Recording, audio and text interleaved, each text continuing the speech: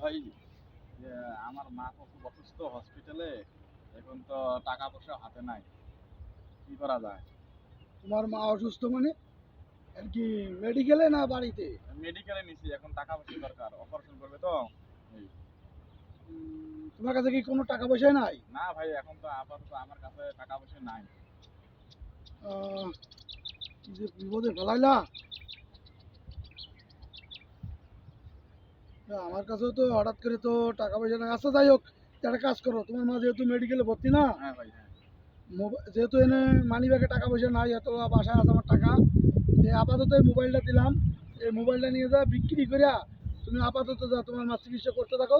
আমি বাড়িতে যাই টাকা নিয়ে আমি আসতেছি। আরে ভাই, কালে না এই নতুন মোবাইলটা কিনলেন? আরে কালকে কিনছি, তাতে কি হয়েছে? মোবাইল হলো আবার পাওয়া যাবে। তোমার মা যদি অসুস্থ, মা গেলে মা পাবা না ভাই। তুমি যাও, দেরি না করে তুমি এটা নিয়ে যা বিক্রি করে তুমি চিকিৎসা করা শুরু করে দাও। আচ্ছা ভাই, আপনি যে উপকারটা করলেন, আপন ভাই এরকম উপকার করতো না, হ্যাঁ? হ্যাঁ আচ্ছা ঠিক ভাই, আছে হ্যাঁ। ঠিক আছে, আপন ভাই না করলেও সমস্যা নাই। তুমি যাও, তোমার মেডিকেলে যাইতেছো, যাও আচ্ছা, যাও যাও, আচ্ছা, যাও, বিক্রি করে আচ্ছা।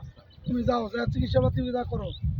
হায় রে, মানুষের যে এইভাবে হঠাৎ করে যে মা বাপ যে অসুস্থ হয়, এটা তো ধারণার বাইরে। না, আমারও তো খারাপ লাগতেছে যে আমি তাকে কিছু টাকা দিয়ে সাহায্য করতে পারলাম না।